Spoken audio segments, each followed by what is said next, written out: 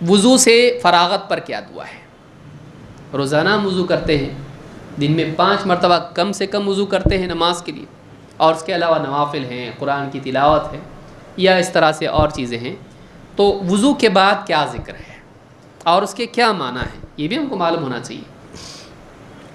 اللہ کے رسول صلی اللہ علیہ وسلم فرماتے ہیں من توضأ فأحسن الوضوء، جو شخص وضو کرے اور اچھے سے وضو کرے. وضو کرے اور کیسا وضو کرے؟ اچھے سے. اچھے سے وضو کا مطلب یہ ہے کامل وضو کرے.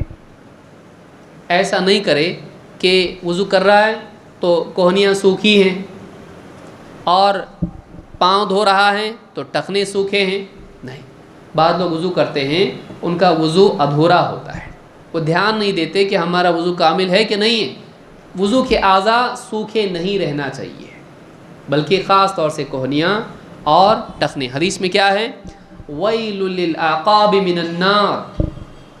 آپ صلی اللہ علیہ وسلم نے دیکھا ایک آدمی کو کہ اس کی ایڑی، ٹخنے یا پیچھے کا جو حصہ ہے ایڑی کا، یہ کیا ہے؟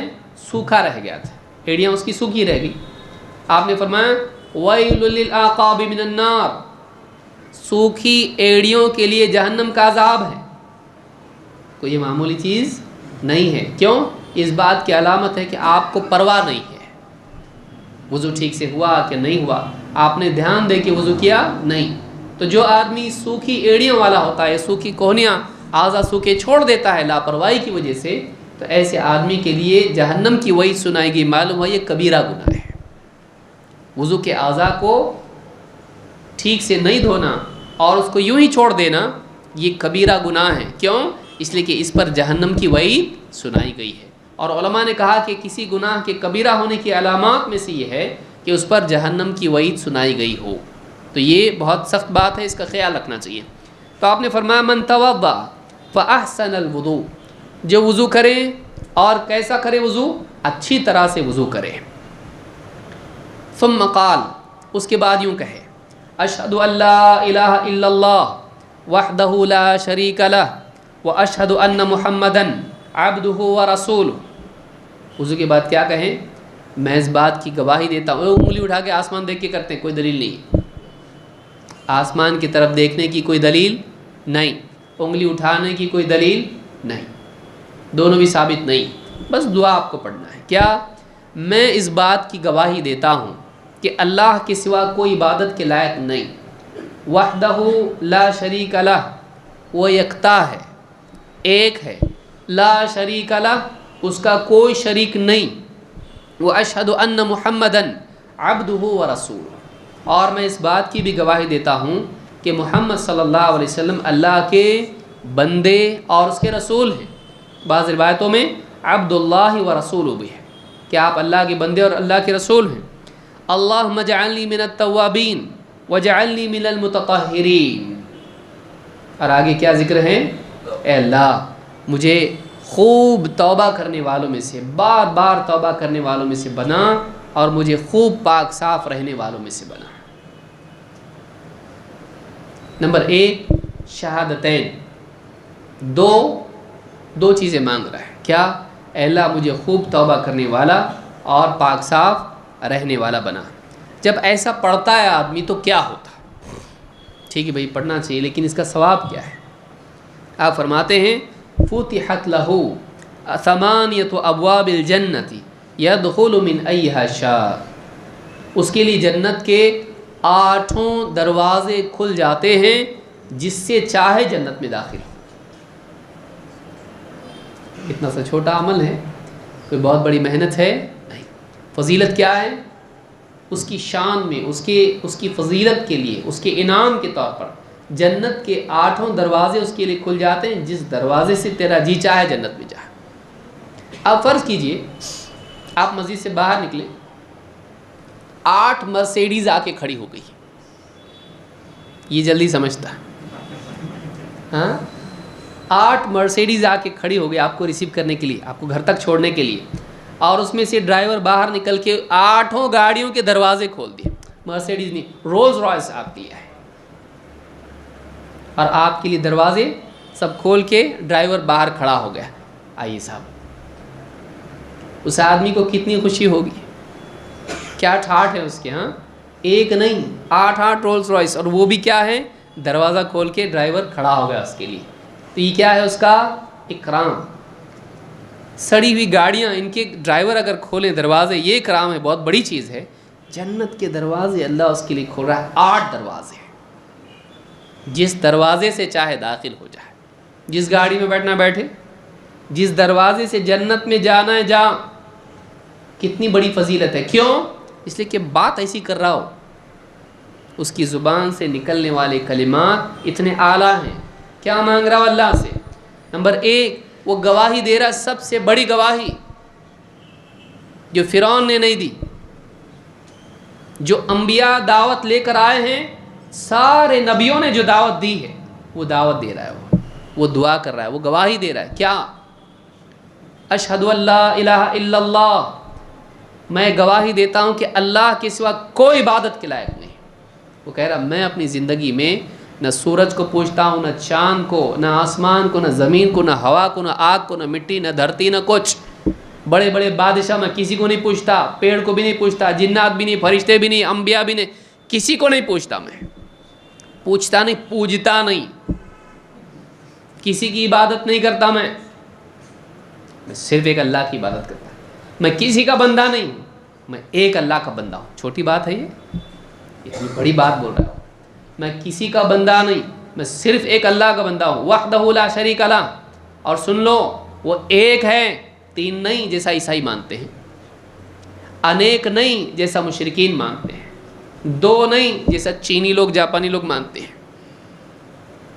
جیسے آگ کی پوجا کرنے والے مانتے، خیر کا رب، شر کا رب، ایک ہے وہ بس، لا شریک لہ، اس کا کوئی شریک نہیں ہے۔ اتنا بڑا سٹیٹمنٹ دے رہا ہے وہ آفیشلی، میرا آفیشل سٹیٹمنٹ ہے، بول رہا ہو، میں گواہی دیتا ہوں اس بات کی، کوئی بولے نہ بولے، کوئی مانے نہ مانے، میں مانتا اس بات کو، اللہ کے سوا کوئی عبادت کے لائق نہیں، وہ ایک ہے، اس کا کوئی شریک نہیں۔ اور دوسری گواہی بھی سنو، وَأَشْهَدُ أَنَّ مُحَمَّدًا عَبْدُهُ وَرَسُولُهُ، میں عیسائیوں کی طرح بھی نہیں جنہوں نے اپنے نبی کو معبود بنا لیا، اور میں یہودیوں کی طرح بھی نہیں جنہوں نے نبیوں کا انکار کیا اور ان کا قتل کر دیا۔ میں محمد صلی اللہ علیہ وسلم کو اللہ کا رسول بھی مانتا ہوں اور بندہ بھی مانتا ہوں، بندہ مانتا ہوں، رب نہیں، معبود نہیں، آپ بندے ہیں، لیکن عام بندہ نہیں مانتا۔ کیا مانتا ہوں؟ آپ اللہ کے رسول ہیں، آپ کا مقام بہت اونچا ہے، اللہ نے آپ کے ذریعے انسانیت کو ہدایت دی، تو میں محمد صلی اللہ علیہ وسلم کو رسول مانتا ہوں، کوئی مانے نہ مانے، میں مانتا ہوں۔ 2 بنیادی چیزیں، توحید اور اتباع، ان کی اصل، اس کا اقرار کر رہا ہے۔ کاہے کے بعد؟ وضو کے بعد۔ ایک آدمی جب اسلام میں آتا ہے کیا بولتا ہو؟ یہی بولتا ہے، اسلام میں جب آتا ہے تو کیا اقرار کر کے آتا؟ یہی۔ وضو کے بعد وہ یہ پڑھ رہا ہے۔ اچھا، وضو سے کیا ہوتا ہے؟ جب آدمی وضو کرتا ہے اس کے قطروں کے ساتھ کیا ہوتا ہے؟ گناہ جھڑ جاتے ہیں، پاک صاف ہو گیا۔ یہ ظاہری پاکی ہے۔ باطن کی گندگی کیا ہے؟ شرک، کفر، بدعات۔ اس اقرار کے ذریعے بتا رہا ہے، باہر تو میں نے ہاتھ پاؤں دھو لیے اور صاف ہو گئے سارے گناہوں سے، اب اندر کی گندگی کا بھی ریجیکشن کر رہا ہوں میں۔ اندر گندگی کہاں سے آتی ہے؟ شرک کی وجہ سے آتی ہے، بدعات کی وجہ سے آتی ہے۔ میں اقرار کرتا ہوں کہ عبادت کے لائق ہے تو اللہ ہے، اور رسول ہے تو محمد صلی اللہ علیہ وسلم۔ اپنی منمانی نہیں چلے گی، رسول کے راستے پہ چلنا پڑے گا۔ تو شرک اور بدعات کی نفی اس اقرار میں ہے۔ اور اس کے بعد کیا کہہ رہا ہے؟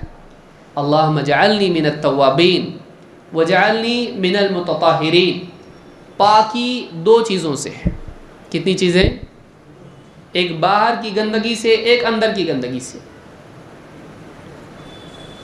اللہم اجعلنی من التوابین وجعلنی من المتطہرین۔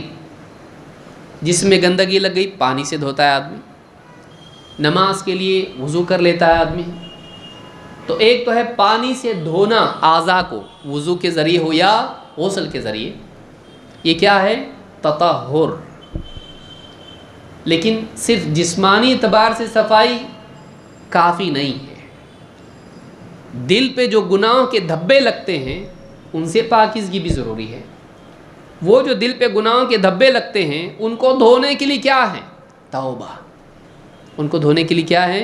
तौबा। ये दो चीज़ें अल्लाह ने जमा कर दी, लेकिन तौबा को पहले बयान किया। क्यों? इसलिए कि बाहर की सफाई से ज़्यादा ज़रूरी क्या है? अंदर की सफाई। हाथ पाँव की सफाई से ज़्यादा ज़रूरी क्या है? दिल की सफाई। इसीलिए क्या कहा? दुआ यूँ करो, अल्लाहुम्मा जअलनी मिनत तव्वाबीन वजअलनी मिनल मुतताहिरीन। ऐ अल्लाह, मुझको खूब तौबा करने वालों में से बना और मुझको खूब पाक साफ रहने वालों में से बना। तौबा के ज़रिए से गुनाहों की पाकी और पाक साफ रहने से जिस्म की पाकी। दिल भी साफ, बदन भी साफ, पूरा पाक हो जा। शिर्क में, बिदात में, उससे भी पाक। वज़ू करके सगीरा गुनाह भी माफ़। तौहीद के इकरार से तौहीद भी पक्की, इत्तिबा सुन्नत का इकरार भी पक्का।